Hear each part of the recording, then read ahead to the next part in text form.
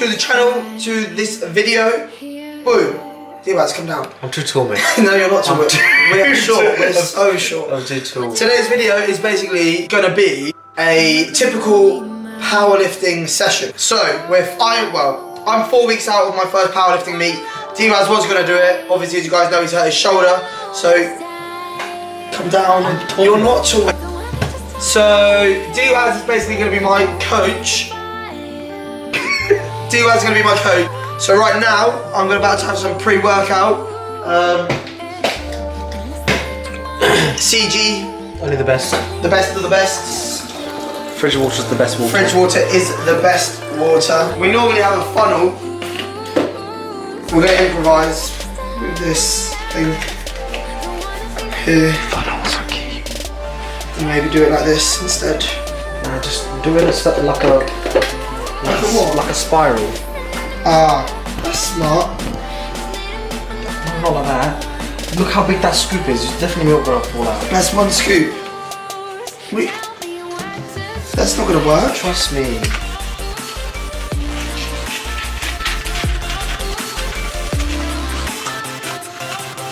Spiral.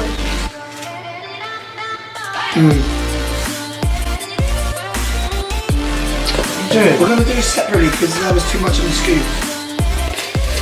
See, it worked. There we go. We're off to train at a different gym today. We're going to Samson's. It's a bit more of a bodybuilding powerlifting gym, so we'll check in with you when we are there. But we are backing out because the time is now. Screaming till you're breathless, till all the voices drown. We ain't backing down. Oh, our time is now.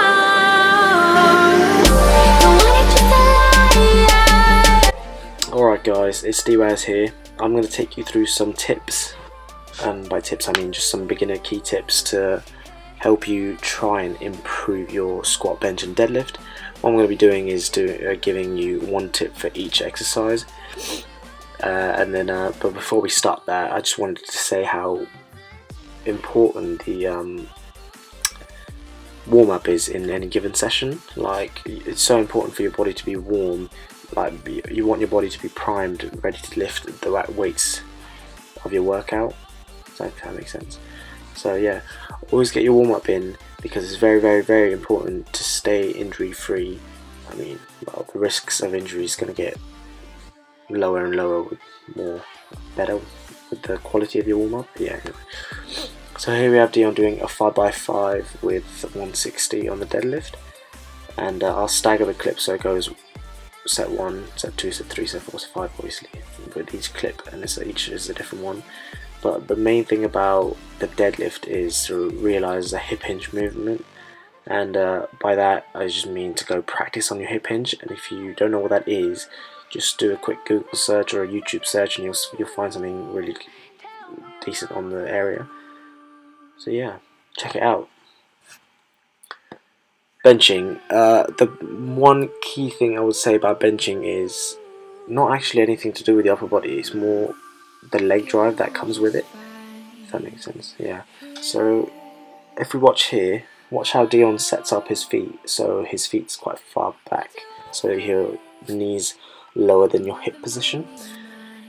And what this usually means is that once you get to the bottom of the rep, you want to contract your quads and like your calves and your glutes, and you want to push your heels into the floor, trying to move the body, but like trying to move your head, like imagine it going through where like the spotter would stand. You want to do that like in conjunction with, does that make sense? You want to do that with, you want to coordinate that with when you press the movement off your chest, like there. Like when it goes down, and watch his legs move, that's it, there. Alright, for squats I'm actually going to give you 2 tips, so I guess I lied. First things first, you want to start the movement of the squat with your hips, so you want to break up the hips first. And what I mean by that is, just imagine trying to sit on a chair that's a little bit too far away, so you'd be a little bit cautious when you, and sort of like sticking your bum out almost, but not quite. I don't know, you'll get it. Just practice it, and you'll thank me for it later. And then the next thing is, like, I see many people not doing this almost. So it's like when you get into the end of the rep, and by that I mean when you're about to stand up, I want you to actively contract your glutes so they're going forwards. So you want to, so if you watch Dion here, it's going down, and then as he comes up, I want him to start squeezing his glutes to be there, as you can see. Same again here, and that just gives you a better finish position, and it will just help with longevity. So anyway, guys, that was some quick tips there.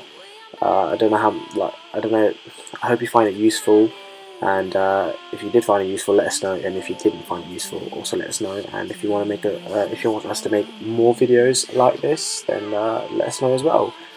So I'll just catch you in the next one. Wow, that was a grinder, wasn't it, Dion? Peace out.